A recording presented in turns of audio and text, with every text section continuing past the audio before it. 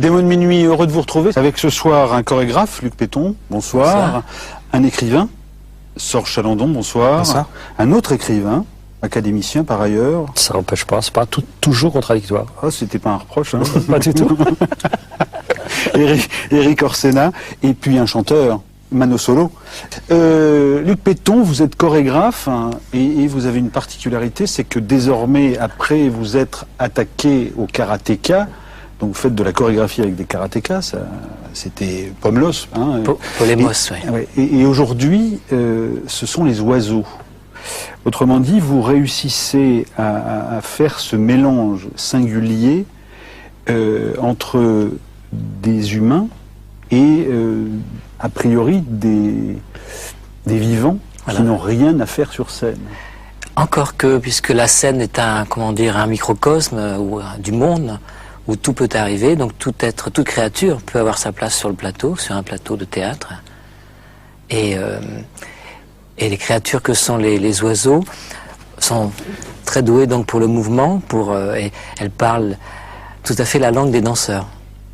On va regarder tout de suite un extrait de La Confidence des oiseaux pour comprendre où on est et dans quel registre on se trouve. Extrait.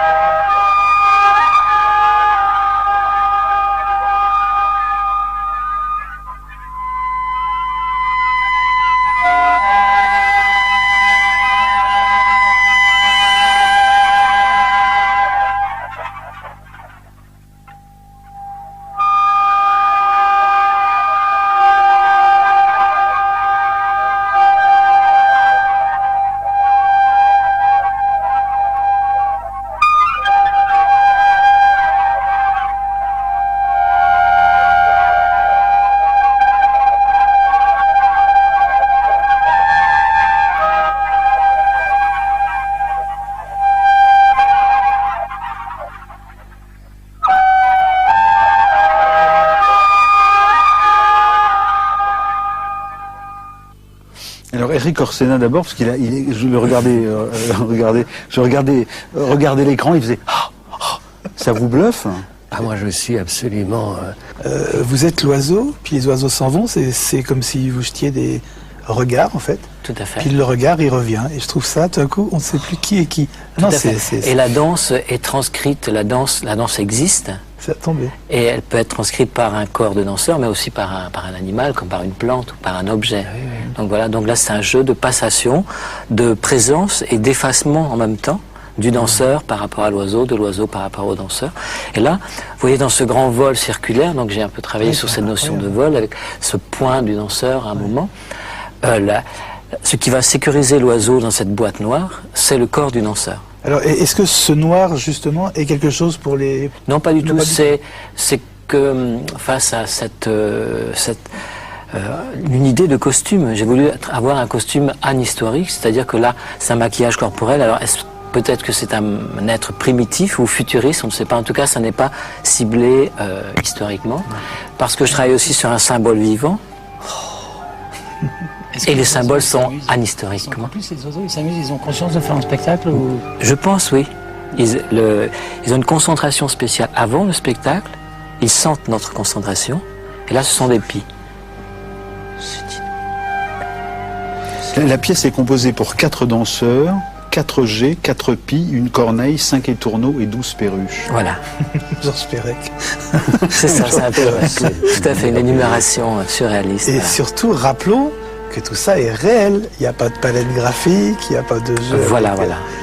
Ah, c'est absolument super. La musique aussi est jouée live, soit jouée directement donc au clavier, soit au saxo, pour faire de ce spectacle volatile un spectacle vraiment vivant. C'est magnifique, spectacle volatile.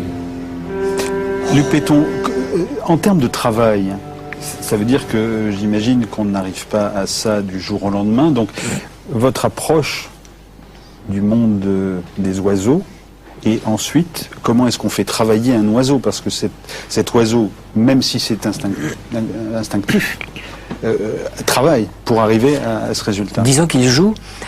Donc nous avons travaillé sur le phénomène de l'imprégnation qui a donc été mis en lumière par Konrad Lorenz, voilà, au siècle dernier, à savoir que très tôt nous avons ces oiseaux très très jeunes, certains d'ailleurs sauvés d'élagage un peu intempestif d'arbres, et donc nous substituons aux parents et nous les nourrissons à la main, un à un, individu par individu, espèce par espèce, de façon à en premier lieu, créer une relation. C'est-à-dire, j'avais une idée du spectacle, évidemment, je connais bien ces oiseaux, mais j'ai donné la prévalence au fait de créer une relation avant d'écrire le spectacle. Et en fonction de la relation singulière qui s'est tissée entre les danseurs, cet oiseau et l'oiseleur, puisque le troisième élément important, c'est l'oiseleur qui fait le lien, qui fait la traduction, on va dire, entre le danseur et l'oiseau. Moi, j'appelle oiseleur des animaliers, mais j'ai préféré appeler ça oiseleur, puisque et là, vous avez une troupe d'oiseaux? J'ai une troupe d'oiseaux, une troupe d'oiseleurs et une troupe de danseurs. Mais une troupe de danseurs. en fait, vous allez promener les gosses, quoi, parce que vous les avez nourris, tout ça, et puis là, tout d'un coup, ils jouent avec vous. Et, Voilà, ils jouent. C'est-à-dire que Ce que je voudrais remarquer quand même, c'est que et la question vient du fait que j'ai pu lire que vous alliez aussi travailler éventuellement avec un lion.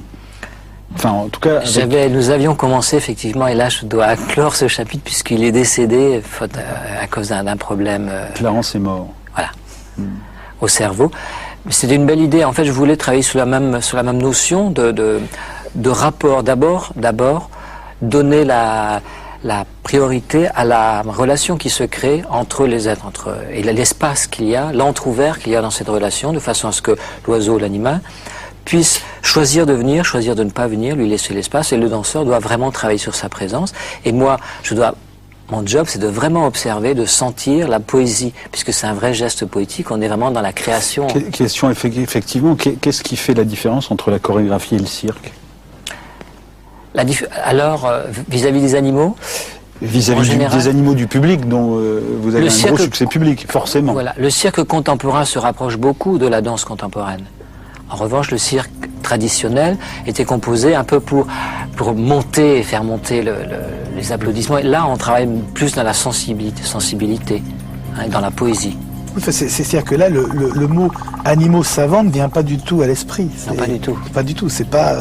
Les animaux ne sont pas bêtifiés dans ce genre de spectacle. Oui, c'est ça, c'est beau. Hein, les bêtes ne sont pas bêtifiées. Voilà. Pour une fois. Pour une fois. Alors. Et là, donc, c'est un très joli duo avec une corneille qui s'appelle Bayo, parce que Bayo Corneille.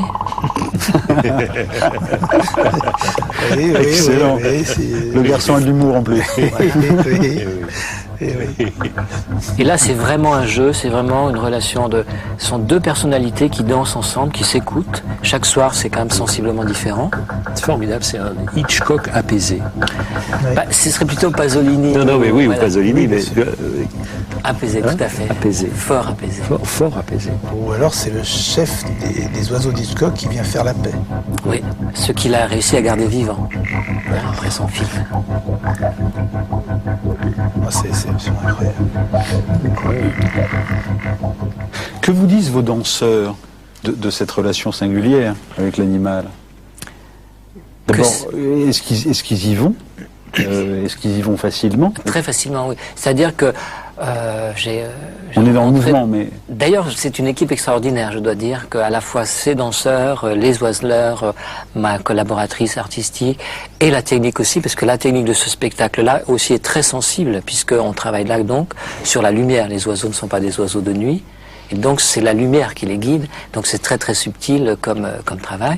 Et les danseurs, je pense qu'ils ils ressentent le cadeau et la grâce d'avoir ces instants où les oiseaux viennent se poser, où les oiseaux leur font confiance et leur font découvrir une autre relation au temps de la danse et à l'espace de la danse.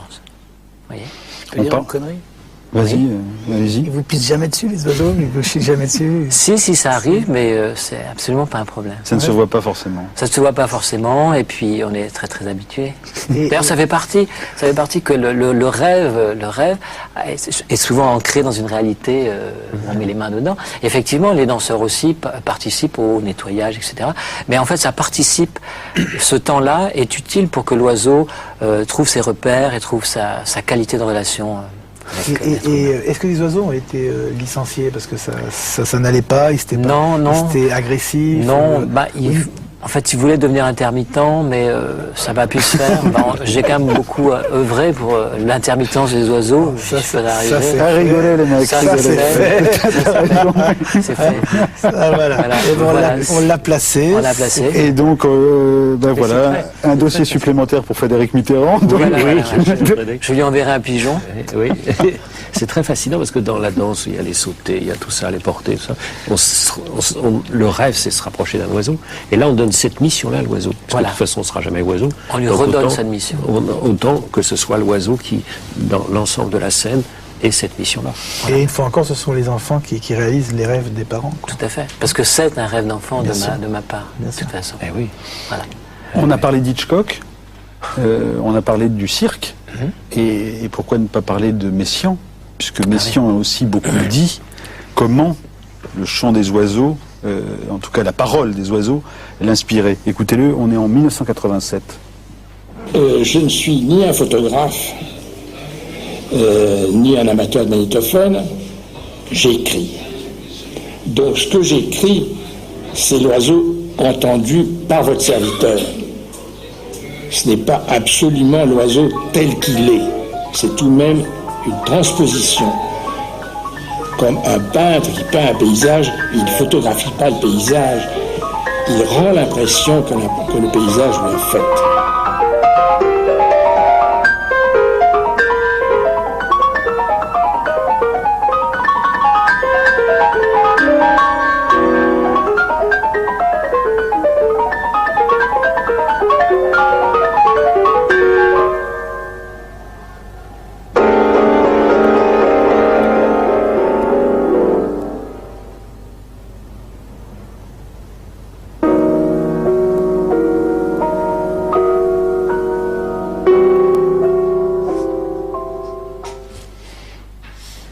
Mission avec quelques fientes, on imagine, hein, comme dit Mano Solo. Au-delà de... Et on voit bien le clin d'œil, on voit bien le registre et l'exigence qui est la vôtre.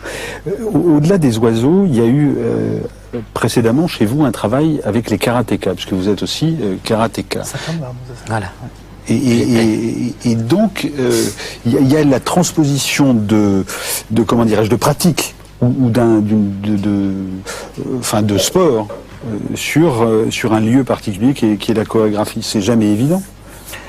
C'est jamais évident, et je dirais si pourtant, puisque en fait l'éducation du karatéka et celle du danseur est tout à fait similaire en termes d'énergie, de notions très très précises d'espace. Encore une fois, l'espace qu'il y a entre moi et le partenaire ou l'adversaire. C'est très crucial, cette notion d'espace, qu'on retrouve d'ailleurs tout à fait avec les oiseaux, et qu'on retrouve aussi tout à fait à l'écoute dans la partition de Messiaen. C'est-à-dire ce temps de l'oiseau est tout à fait différent du temps humain. Hein. Le phrasé est tout à fait spécial. Et pour un garçon, cette étude et cette maîtrise du mouvement est quelque chose de plus évident qu'a priori la danse pour un jeune garçon. Et donc c'est un très bon levier, je dirais, pour arriver à la danse. Il faut demander à un karatéka de s'arrêter quand c'est encore poétique, quoi. Et pas mortel. Voilà. Mais ça peut devenir, au sein d'un combat très très âpre, il peut y avoir un instant de grâce tout d'un coup. Votre travail, Oscar, chorégraphie qui date, en tout cas on va en voir un extrait, dans un jeu de 2004. Voilà. Oscar Schlemmer, hein, l'un des professeur, l'un des inventeurs du Bauhaus, hein, cette école d'architecture qui visait à réconcilier l'homme, son environnement et son habitat. Regardez ce que donne chez Luc Péton cet hommage à Oscar Schlemmer.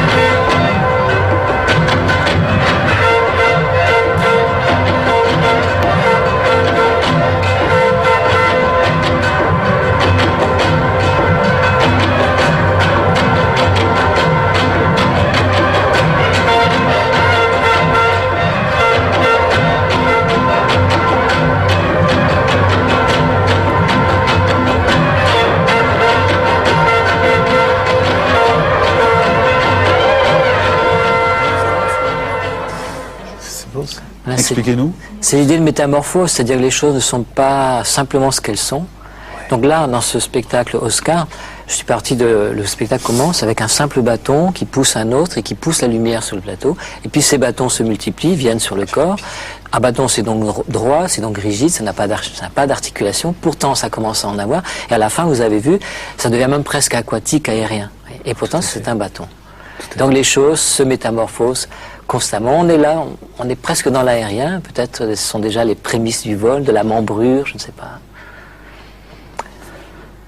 2 écoles de chorégraphie, plutôt l'américaine, Trisha Brown par exemple. Hein, Trisha Brown et surtout Alvin Nicolaï. Voilà, et l'allemande. Hein.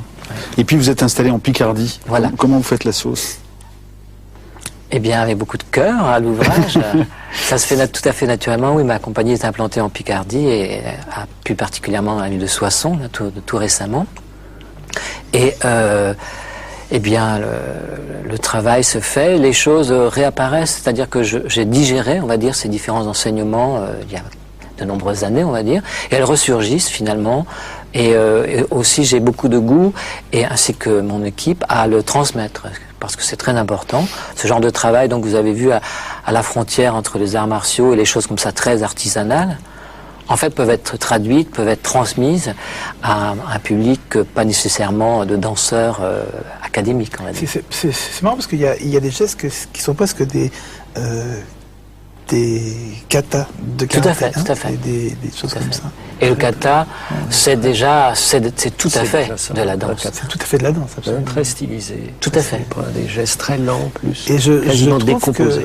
Décomposé, lent, puissant, et puis structuré. Et je trouve que ça réconcilie le karaté et la beauté. Je trouve on se souvient que c'est un sport de défense, c'est pas un sport d'attaque. Voilà. Parce que voilà, ça c'est. Et ça peut même devenir, selon le cas, un art martial. Sinon, vous avez un objet avec vous? Ah, il paraît que j'ai un objet. En fait, justement, lors d'un des voyages au Japon, Il va nous le faire. j'ai ramené un simple set. J'avais vu un enfant, d'ailleurs, dans un restaurant du théâtre dans lequel nous jouions. Je vais ramener un petit set de table et puis il jouait avec. Et puis finalement, le set de table se métamorphosait. Et ça m'avait beaucoup plu. Et de temps en temps, donc, je peux même jouer avec. Et ça devient... C'est un set de table, nous sommes bien d'accord. Voilà, ça n'est qu'un set de C'est table. un set de table. Et ça ne mord pas. Non, c'est un set de table. Voilà. Où sont les assiettes? Il y a des gens Voilà, avec ouais. les sets de Vous table. imaginez les assiettes. Hein. Il y a des gens avec les sets de table, ils font ça, et d'autres ils les posent avec leur assiette dessus. Et le cas échéant, on peut servir des baguettes aussi. Ah, c'est bien, c'est super.